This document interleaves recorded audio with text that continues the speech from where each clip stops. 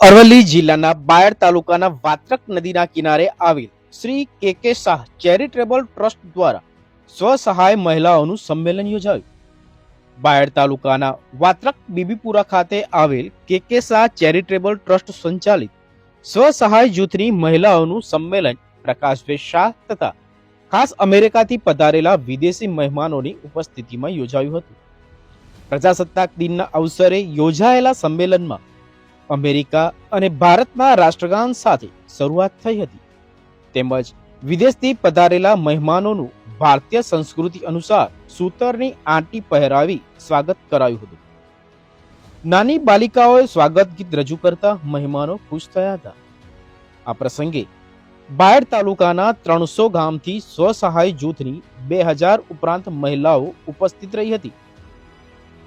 વાત કરવામાં આવે તો મૂળ ગાભટ જેવા અંતરિયાળ ગામના વતની પૂર્વ કેન્દ્રીય મંત્રી, તમિલનાડુના પૂર્વ ગવર્નર સ્વર્ગસ્થ કે શાહના પુત્ર પ્રકાશભાઈ શાહ, જેઓ અમેરિકામાં મોટો બિઝનેસ એમ્પાયર ધરાવે છે, પરંતુ સ્વભાવે પરદુખ ભંજન અને સેવાભાવી લાગણી ધરાવતા હોવાથી તેમનો વેતન પ્રેમ આજે પણ અકબંધ છે.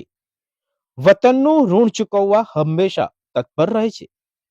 પોતાના વતનમાં મહિલાઓ સ્વાવલંબી બની જીવન જીવે તે માટે સતત પ્રયત્નો કરી રહ્યા છે, જે માટે કે શાહ ચેરિટેબલ ટ્રસ્ટ દ્વારા 12,000 ઉપરાંત મહિલાઓના સ્વસહાય જૂથોનું સંચાલન કરવામાં આવે છે.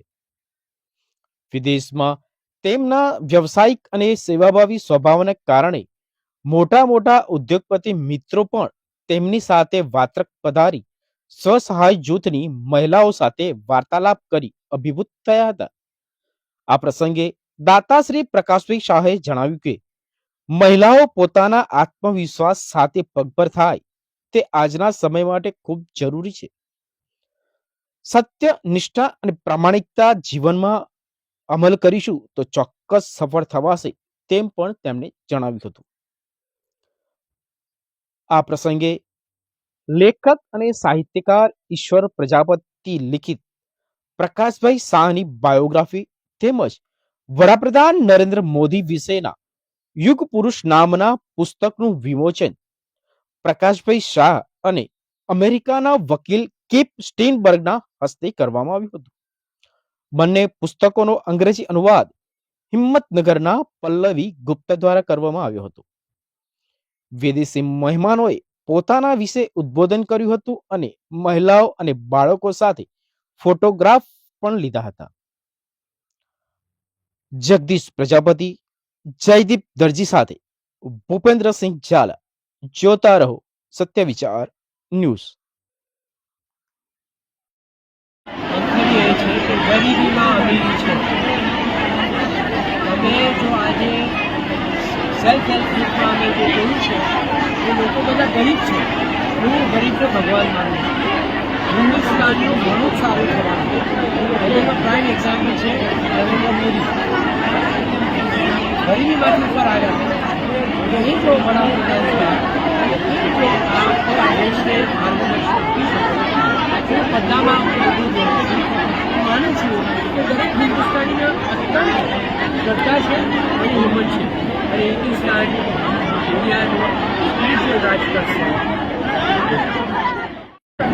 The States. We arrived in India over a week ago, and we were overjoyed by the welcome that we received and the kindness, and it's just been wonderful. And today we are very grateful. I'm the most important to what we've experienced here. And all of the people in the crowd were so attentive for all the time that we had to sit there, especially the old sites. I was very impressed. letting us speak. Thank you.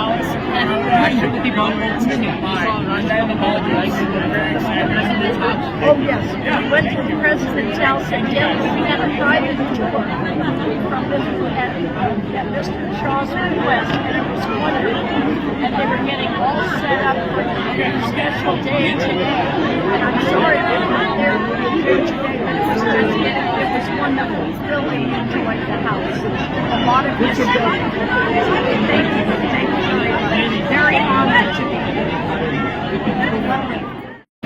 It's been quite an experience.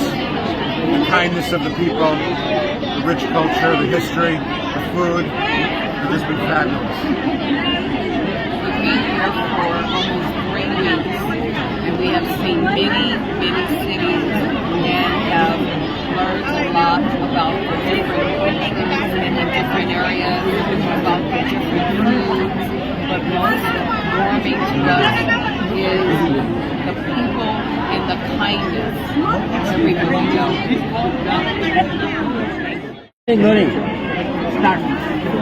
How do I like India?